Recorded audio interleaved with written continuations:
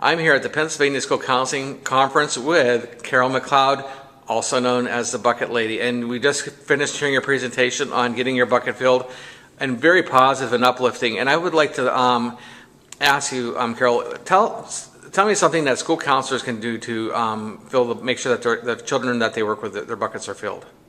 Well, I think the first thing that a counselor can do is really just to know those kids, to know their name, to really make sure that the children know that you actually relate to them and that you care about them. That's so important. And to know something, if you can do that, then also maybe know something about each student that's specific to them, that you can encourage them and help them find their gifts, and just that encouraging word and knowing and relating to them.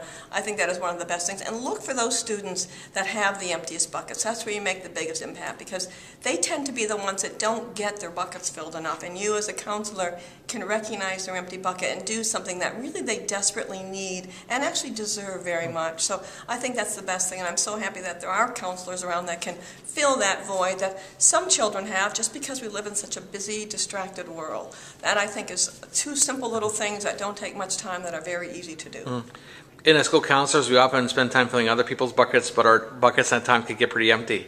What are some things that we could do to make sure that our own buckets are getting filled? Oh yes, counselors are very much nurturers, and I think sometimes in nurturing we don't take care of ourselves, and we just get an overload and our buckets get drained. So I think first it's very important to do a bucket check once in a while and kind of see how you're doing and be honest about it.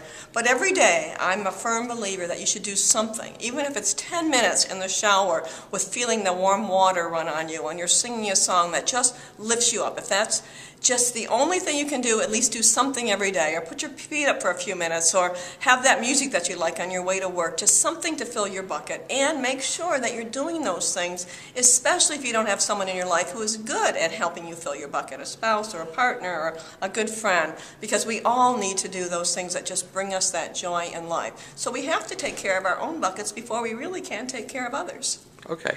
And then the last question, could you tell us about a time where your bucket was empty and someone filled your bucket and it really made a difference for you? Yes, I think that the time that we most need bucket fillers is when we are going through losses in life. And when my husband was sick and dying, I cannot tell you how many people filled my bucket during that time. That really helped me and took care of me, and actually got me through that very difficult time in life, because there is no lid for that.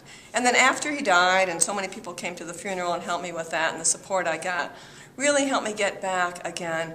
But the one day that I really remember is when students actually sent me letters that I had never met, just encouraging me and just giving me a little thought about, one, they were sad that I had lost my husband, and two, they hoped that their letter to me filled my bucket. And I have to say that I read those letters often, especially when I'm having a bad day, and guess what? They continue to fill my bucket each and every time that I read them.